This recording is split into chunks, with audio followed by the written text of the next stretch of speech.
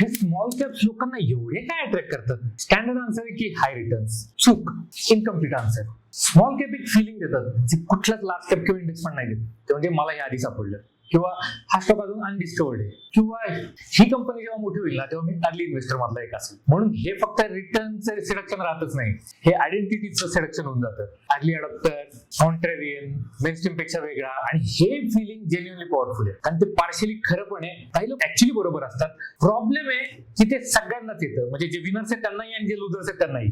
आणि लुझर्स त्याच फिलिंगमुळे एक्झिटही करत नाहीत, होल्ड करत राहतात, स्टोरीवर बिलीव्ह करत राहतात. कारण एक्झिट करणं म्हणजे मी चुकीचा होतो हे ऍडमिट करण्यासारखे.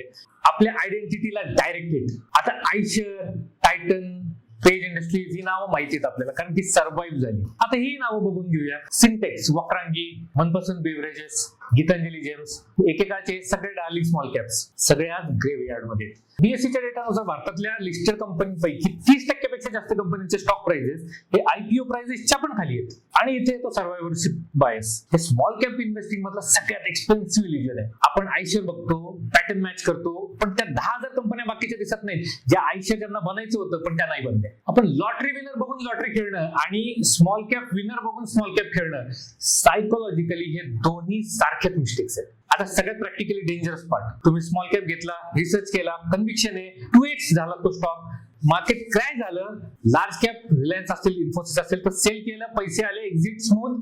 स्मॉल कॅप मध्ये काय, सेल ऑर्डर दिला, बायरच नाही, प्राइस खाली आहे तरी बायर नाही, लोअर सर्किट लॉक, उद्या ट्राय केलं, लोअर सर्किट अगेन. तुमचा 2x चा रिटर्न पेपरवर फक्त दिसतो, तुम्ही एक्झिटच करू शकत नाही. हे थेअरी नाहीये. 2018चा क्रॅश आठवा, 2020चं कोविडचं सिच्युएशन आठवा, 2022चं करेक्शन आठवा. रिटेल इन्व्हेस्टर्स ट्रॅप होतात सर्किट्स मध्ये, बायर मिळत नाहीत. स्मॉल कॅप्स मध्ये थिओरिटिकल रिटर्न्स आणि ऍक्च्युअल रिअलायझेबल रिटर्न्स हे दोन कम्प्लिटली डिफरंट नंबर्स आहेत. आणि कोणी ऍडव्हान्स मध्ये सांगत नाही, याची खरी जाणीव ही क्रॅश मध्ये होते. स्मॉल कॅप अवॉइड करा तर नाही.